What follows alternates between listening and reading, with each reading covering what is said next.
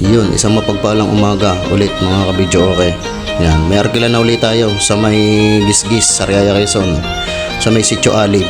Yan, kung mapapansin nyo, nagkalat na yung ating mga gamit at pinagpupunasan namin yan.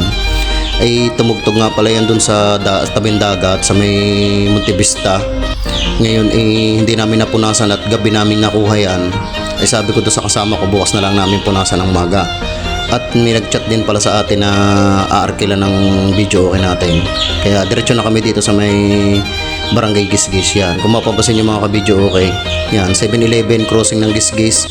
Magagas lang tayo dyan sa golf bago diretso na ulit tayo doon sa ating tutugtugan na piyestahan ata ulit yun. Ayun inarkila sa atin yan, yung ating isang video okay. Kasi nakatugtog na din tayo doon.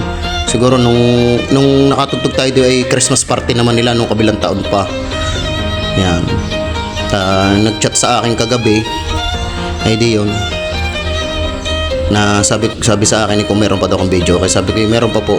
Naging dalawa po yung aking video okay. Dati po ay ang aking video okay isa lang. Ngayon nag-chat sa akin kung meron daw akong available. Di yun, dadala na natin.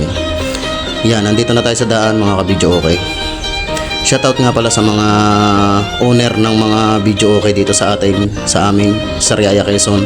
Yan, kung gusto nyo umarkila sa kanila, may malalakas ding video okay dito sa amin na yung akin naman ay tama lang ang lakas, pero may mas malalakas pa talagang video okay dito sa atin. Sa mga kumpare ko at saka sa mga pinsan, tropa, yan, malalakas ang mga video ko ng mga yan din. May recommend ko din ng mga video ko ng mga yan. Yung atin naman ay tama lang lakas, hindi naman kalakasan, hindi rin naman kahinaan. Basta banayad lang ang ating tunugan.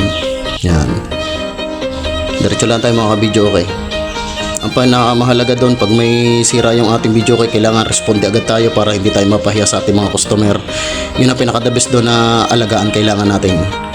Yan, nandito na tayo at yan, kung mapapansin yung mga ka-video okay, nagsiset up na kami. Yan, medyo magulo yung aming sinisetapan dito at hindi pa daw sila nakakapaglinis. Ay mamaya na lang daw sila maglilinis. Yan. Tatanggalin nila yung parang nakaharang na yun at doon daw sila magiinom sa may pit. Tatanggalan yun. Kaya dyan sa atin pinaset up yung video natin. Yan. Inaayos-ayos ko lang yan. Kasunod na natin yan ay full setup na tayo mga ka-video okay.